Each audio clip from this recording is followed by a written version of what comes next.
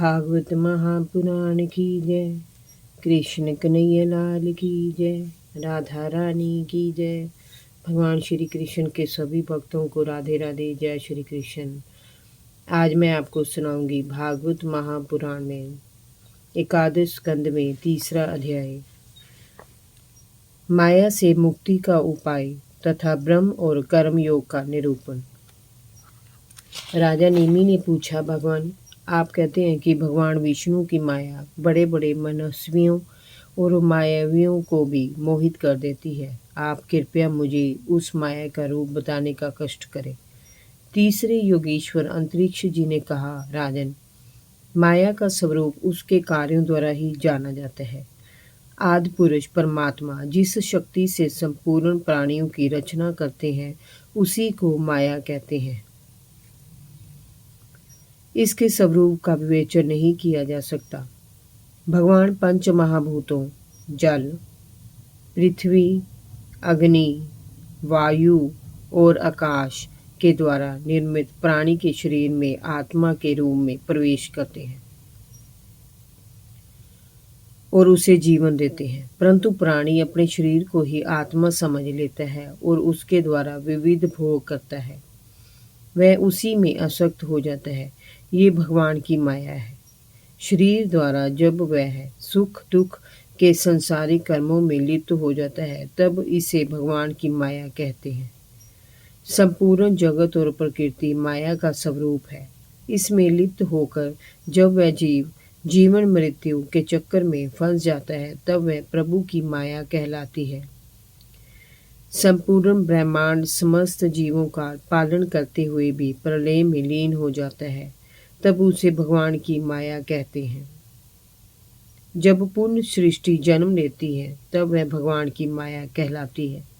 राजा नेमि ने पूछा, भगवान, इस माया से पार कैसे पाया जा सकता है? चौथे योगीश्वर प्रबुद्ध जी ने कहा, राजन, संसार बंधन अथवा माया के बंधन में फंसे स्त्री पुरुष सुख दुख की निवृत्ति के लिए बड़े बड़े कर्म करते हैं। माया से पार पाने के लिए मनुष्य को अपने कर्म फलों पर विचार करना चाहिए। घर परिवार, धन संपत्ति और सगे संबंधी सभी अनित्य अर्थात नाशवान है। इनके संग्रह से जो सुख शांति मिलती है वह क्षणिक होती है। माया से पार जाने वाले व्यक्ति को ये समझ लेना चाहिए कि मरने के बाद प्राप्त होने वाला परलोक भी नाशवान है। नाश का भय वहाँ भी नहीं छूट पाता।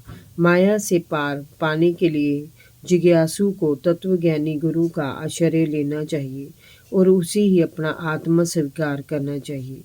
उसकी निष्कपट सेवा करके ही वह भागवत धर्म प्राप्त करने वाले भक्ति मार्ग को जान सकता है। सर्वप्रथम परिवार का मोह छोड़ दे, फिर भगवान के भक्तों से प्रेम करना सीखे, इसके बाद समस्त प्राणियों से प्रेम करना सीखे। मिट्टी और जल से बाहर की ओर छल कपट आदि के त्याग से शरीर के अंतकरण की पवित्रता का अनुष्ठान करे। स्वाध्याय, सरलता, ब्रह्मचर्य, अहिंसा, सुख दुख में समानता और सर्दी गर्मी में समान भाव से रहना सीखे।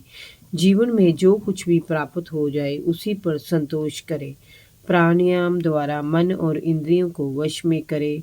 कर्मों का संयम, सत्य बोलना, यज्ञ, दान, तप, जप और सदाचार का पालन अपना जीवन तथा जो भी अपना प्रिय हो उसे भगवान के श्री चरण कमलों में समर्पित करे। भगवान श्री कृष्ण का ही स्मरण करे और दूसरों को उनमें समर्पित होने की प्रेरणा दे। ऐसा करने से भगवान के प्रति प्रेमा भक्ति का उदय हो जाता है और समस्त मायावी प्रपंच पीछे छूट जाते हैं।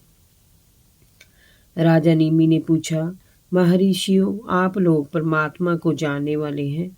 आप मुझे बताइए कि परमात्मा का नारायण स्वरूप कैसा है?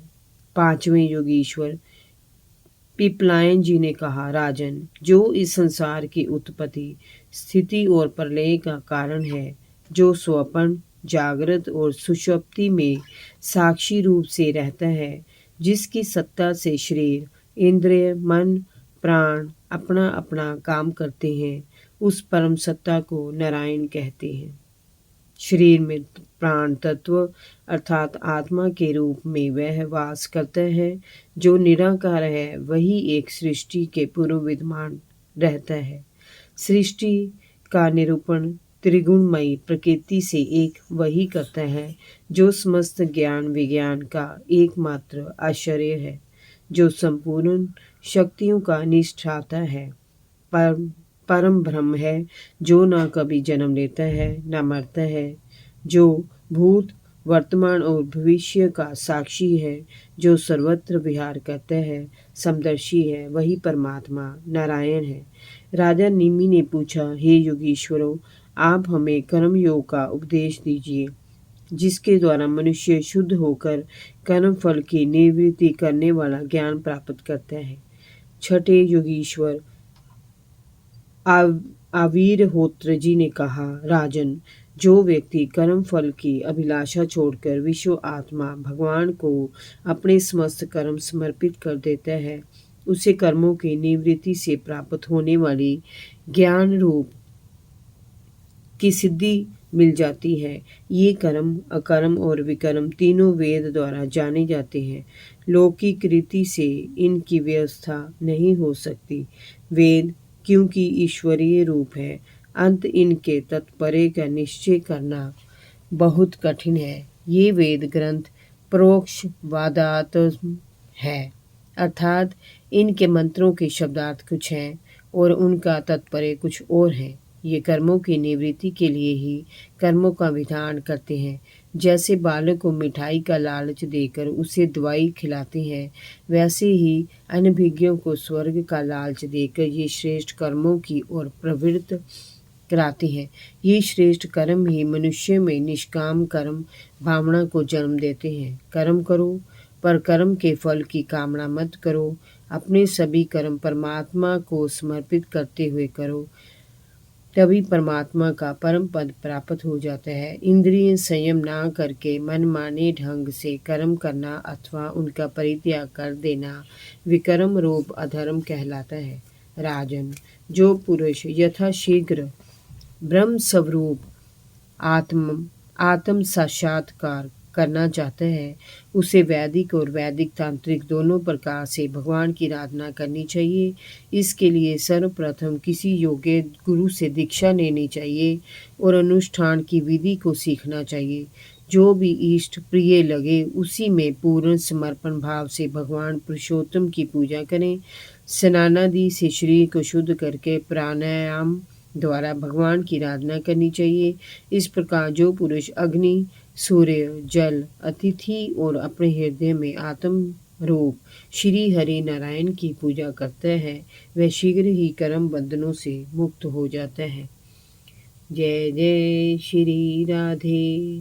भागवत महापुराण की जय। कृष्ण कन्हैया लाल की जय। भगवान श्री कृष्ण के सभी भक्तों को राधे राधे। जय श्री कृष्ण। हैप्पी वसंत पंचमी।